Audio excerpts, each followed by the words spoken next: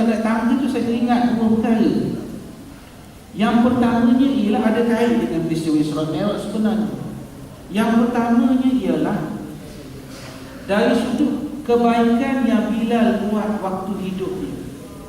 Apa kebaikan Bilal? Kalau saya tanya, apa kebaikan Bilal yang kita tahu? Azan. Lain orang muazzin ni, memang Bilal kampung dia lain cara jawab cepat. Muazzin Bilal. Bahkan kita pun panggil orang yang lakukan azan Bilal. Sedangkan Bilal tu nama orang. Pak Bilal, Bang Bilal, Tok Bilal. Tengok kategori umur dia lah. Baik, dia azan. Jadi itu kebaikan yang dia buat waktu itu. Yang kedua ialah Bilal ni satu peristiwa Rasulullah SAW bila nak sembahyang, Rasulullah kata begini pada Bilal, Arihna ya Bilal. Arihna ya Bilal. Maksudnya apa? Wahai Bilal, berilah kerehatan pada kami. Agak-agak kalau kerehatan apa ni? Kalau orang hari ni kata jom kita rehat, apa yang buat? Bokok kok, sembang kok, makan kok, minum kok. Tapi bila Nabi SAW menyatakan kepada Bilal, Arihna ya Bilal, berilah kerehatan pada kami Bilal. Maksudnya ialah Nabi SAW minta Bilal azan untuk laksanakan ibadat solat. Maknanya sembahyang solat itu sebenarnya memberi kerehatan. Sebut rehat ni bukan kerehatan kita berehat itu. Maksudnya memberi kebahagiaan, memberi keamanan, memberi ketenangan. Itu yang akan berlaku pada kita. Macam kita yang sembahyang, bila kita sembahyang kita akan rasa ketenangan bila kita bersolat. Bila kita kadang-kadang bila perjalanan kita tak berhenti, stop lagi, waktu sembahyang masuk, kita rasa apa? Rasa tak senang, rasa macam Allah, kenapa ni? Kita akan rasa itu. Itu tanda antara memang Allah dah beri kepada kita kemanisan sembahyang ataupun solat. Jadi perkara pertama ialah kebaikan yang kita nak buat yang ada kait dengan Isra Mi'raj ialah kita melaksanakan ibadah solat dalam kehidupan kita. Untuk siapa tuan-tuan? Untuk kita, untuk ahli keluarga kita, untuk anak-anak kita. Berlaku juga kadang-kadang dalam masyarakat dia sembahyang, dia pergi surau, dia pergi masjid, tapi untuk diri dia sahaja.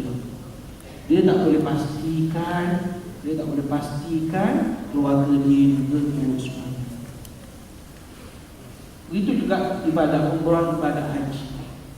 Saya pernah jumpa orang tuan-tuan, saya tak sebut di mana, sebab itu tak payah disebut namanya, di mana tak penting lah cerita.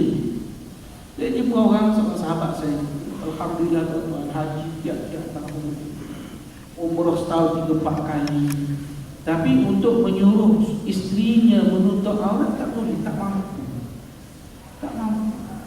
Jadi ini yang saya katakan, kebaikan yang kita buat bukan terhenti untuk kita sahaja, tapi juga untuk orang lain, untuk keluarga kita, untuk masyarakat. Itu yang pertama tentang Bilal. Yang kedua ialah saya tengok Bilal ni kalau kita lihat dia bukan daripada minal aghniya, bukan daripada orang kaya. Betul tak? Kalau sahabat-sahabat ni ada kaya, ada miskin, tapi Bilal ni bukan yang ranking orang-orang senang, orang biasa, orang senang. Tapi apa yang pernah Rasulullah SAW ingatkan kepada Bilal? Rasulullah pernah ingatkan kepada Bilal. Rasulullah kata, Anfiq Bilalan, la takhsha min dil arshi iqlala. Maksudnya, wahai Bilal, hendaklah kamu berinfak. Ada riwayat kata Anfiq Bilalu, dia tak guna Bilal, tapi ulama hadis kata maksudnya ditujukan kepada Bilal. Wahai Bilal, hendaklah kamu nafkahkan harta kamu ke jalan Allah. Jangan kamu takut kepada orang, kepada yang mempunyai arash. Siapa yang mempunyai arash? Bukan Yamin. Allah Subhanahu wa taala, iqlala, kamu akan jadi miskin, kamu akan jadi harta kamu berkurang. Apa naiknya? Nabi pesan ni kepada Bilal, orang yang susah, orang yang miskin. Tak cerita lagi Nabi cerita pada sahabat-sahabat yang berharta. Maknanya Rasulullah nak ingatkan kepada kita di sini bahawa antara perkara yang penting dalam kehidupan kita ialah kita menafkahkan sebahagian harta kita ke jalan Allah. Jadi kalau kita sebut orang miskin tak perlu bersedekah, tak betul lah rupanya. Betul tak? Kalau Bilal sendiri pun Nabi suruh infak, ikut kemampuan yang ada. Apatah lagi kita, alhamdulillah, Allah bagi rezeki pada kita. Mungkin banyak perkara yang boleh kita sumbangkan, sama ada dalam bentuk zakat, dalam bentuk sedekah, dalam bentuk wakaf, dalam bentuk derma, dalam bentuk sumbangan. Banyak perkara-perkara yang boleh kita lakukan. Dan kalau kita nak kaitkan dengan peristiwa Isra' Mi'raj, kita akan jumpa, insyaAllah tak masih banyak yang sampaikan, cerita macam mana orang infak harta di jalan Allah ni dapat kelebihan-kelebihan di sisi Allah. Dan orang yang menahan hartanya, dia akan berhadapan dengan hukuman Allah Subhanahu wa taala. Dia akan berhadapan dengan hukuman Allah Subhanahu wa taala. Orang-orang musyrik, tuan-tuan, orang-orang yang tidak beriman, ketika Rasulullah sallallahu alaihi wasallam sampaikan dakwah, mereka punya alasan begini. Dia kata, kenapa kami perlu beriman kepadamu wahai Muhammad, sedangkan kami punya harta, kami punya anak-anak yang ramai. Apa logik mereka? Kalau dunia ni Allah dah bagi pada kami harta, Allah dah bagi pada kami keluarga yang ramai, itu tanda Allah redha pada kami. Senang dibuat kesimpulan. Kalau kami dah ada harta, kami dah ada pindah keluarga bahagia apa semua sekali ni, itu tanda Allah redha pada kami.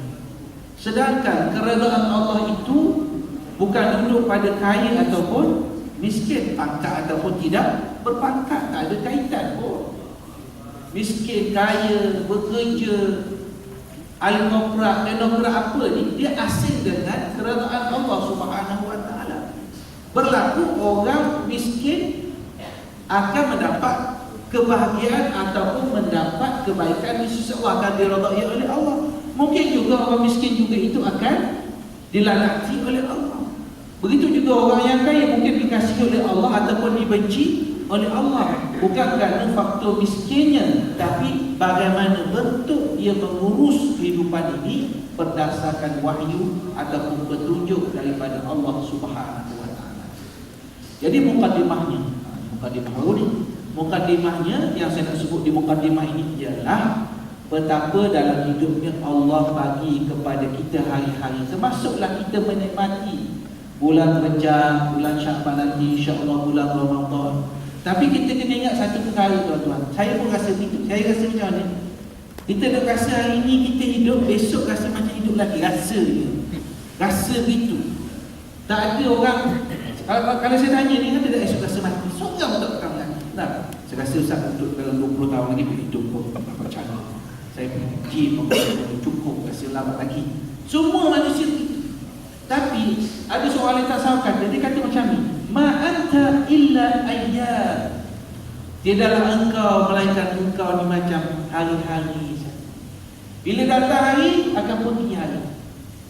Nah, saya nak tutup saya punya round yang pertama. Kita ada 10 round, InsyaAllah. Mengaku kursi round. Saya nak menutup apa yang pernah saya baca yang ditulis oleh seorang pemikir Islam terkenal, Syekh Muhammad Al-Ghazali. Dia sebut kita ni dalam hidup kita ni, kita ni ibarat macam kita pergi check in, kita pergi masuk hotel, kita pergi ke hotel. Bila kita pergi hotel, apa yang kita buat mula sekali? Tuan-tuan, token hotel semua, kita akan check in. Bila ada perkataan check in, akan ada perkataan apa? Akan ada perkataan check out.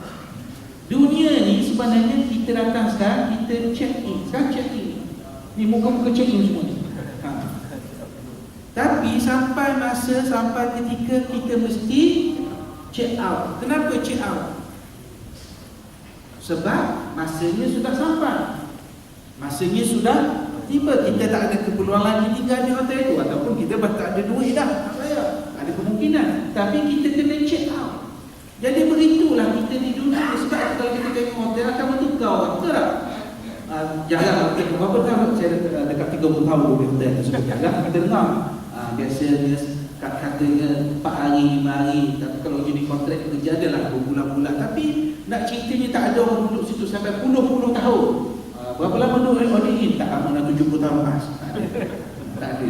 Jadi nak gambarkan, bila kita tengok tu, maknanya orang akan check. Orang tu orang berbeza. Bilik yang sama, kamar yang sama. Dunia kita tak. Kita tak duduk, kita duduk. Sekarang ialah, cuba bayangkan 50 tahun akan datang. Orang ni duduk ni. Bukan. Siapa duduk? Mungkin anak-anak kita. Mungkin cucu cicit kita. Yang duduk di sini dulu. Orang lain juga mungkin anak tuan-tuan akan datang. Jadi maknanya kehidupannya begitu. Jadi yang paling penting yang mesti sentiasa kita ingat ialah mesti ada keazaman kita, hari-hari yang berlaku, bulan-bulan yang baik ini untuk kita islahkan diri kita. Kita perbaiki diri kita, mudah-mudahan kita sentiasa diridai oleh Allah Subhanahu wa taala. Jadi sebagai mukadimah bakal itu yang sebab saya sampaikan, aku boleh hadar Allah